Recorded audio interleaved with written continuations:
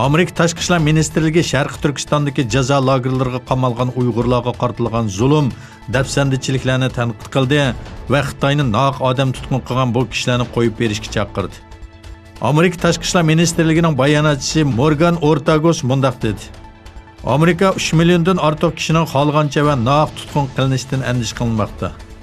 Xitoy hukumatı bu orqali osonliklarni milliy kimligi va diniy e'tiqodidan voz kechishga majburlamoqda. Xitoy hukumatidan tutib turilayotgan Uyg'ur va boshqa musulmonlarni ro'zi hitta oilalari bilan jam bo'lish uchun qo'yib berishga chaqiramiz. Bu rayondagi kishilik huquq tajovuzchiligi oxirlashi kerak dedi. Sharq Turkistonlik oliy maktab o'quvchisi Subihinur Umarjon Xitoyning Uyg'urlar ustidagi zulmini anglatdi. O biz boshlang'ich 2-sinfdagi vaqtimizda otizm darsi bor edi.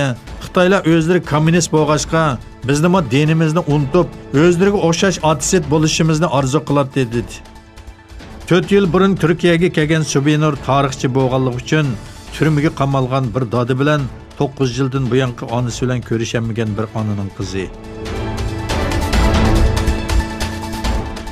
Türkiye Vatan Partiyasi tarafidan ishlab chiqarishda ilgirlash uchun Türkiye Xitoy hamkorligi degan temada o'tkazilgan yig'inning oxirgi qitimligi Anqarada ochildi.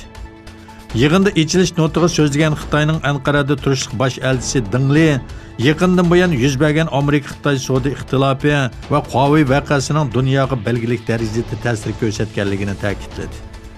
Bu yana Xitoyning Turkiyadagi mablag'ini 2 hassa oshirish nishoniga yetishga oz qolganligi haqida to'xtalib, Turkiya va Xitoy savdo hamkorligi muqim bo'lgan ikki taraf munosabatiga ehtiyojliq, Turkiya va Xitoyning o'zaro siyosiy ishonchisini kuchaytirish va ikki taraf munosabatining muqim bir holatga kelish uchun kerakli xizmatlarni qildiganligiga ishonaman. Ikki tarafning siyosiy munosabati va iqtisodiy hamkorligi ijobiy ta'sir ko'rsatsa, Türkiye ve Xitoy orasida barliq sohalarda hamkorlikda zo'r ilgirlash barliq keldi dedi. İranning rahbari Ali Xamenei İranning Amerika bilan qat'iy muzokara o'tkazmaydiganligini va barliq doiralarning bu haqda o'rtaq fikrda ekanligini aytdi.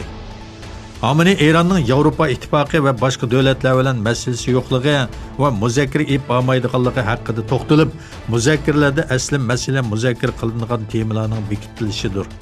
Biz hamma temada muzokara o'tkazmaymiz. İnqilobning asosiy prinsipi va davlat mudofaasi muzokara temasi bo'lolmaydi dedi.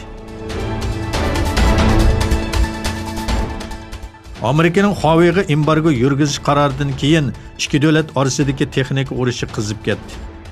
Xitoy armiyasining kompyuterlaridan Windows sistemasini amaldan qoldirib, o'zi tadqiq qilib chiqqan yangi mahsulot sistemasini ishlatishni planlamoqda. Kanada Kanvan Asiya Mudofaa jurnalining bildirishicha, Xitoy armiyasining kompyuter to'riga kirishdan andish qilib, o'zining mashg'ulot sistemasini taraqqiy qildirib, armiya kompyuterlarida ishlatishni planlamoqda. Chelsea Yevropa Futbol Federatsiya birlashma musobaqasida Arsenalni yengib chempion bo'ldi. Ozarbayjonning Baku shahrida o'tkazilgan hal qilg'ish musobaqada Chelsea 4-1 natija bilan Arsenalni yengib chempion bo'ldi. Yevropa Lonqisi musobaqasiga 9-qitim qatnashgan Chelsea 6 yil burun yana 2013-yili 2-1 natija bilan chempion bo'lgan edi. Oxirgi qitim 2000-yildagi Yevropa Lonqisi musobaqasida Türkiye'nin Galatasaray komandasiga 4-1 natija bilan yengilib qolgan Arsenal 19 yildan keyin tekrar o'ynagan hal qilg'ish musobaqada yana Lonqaga erisholmadi.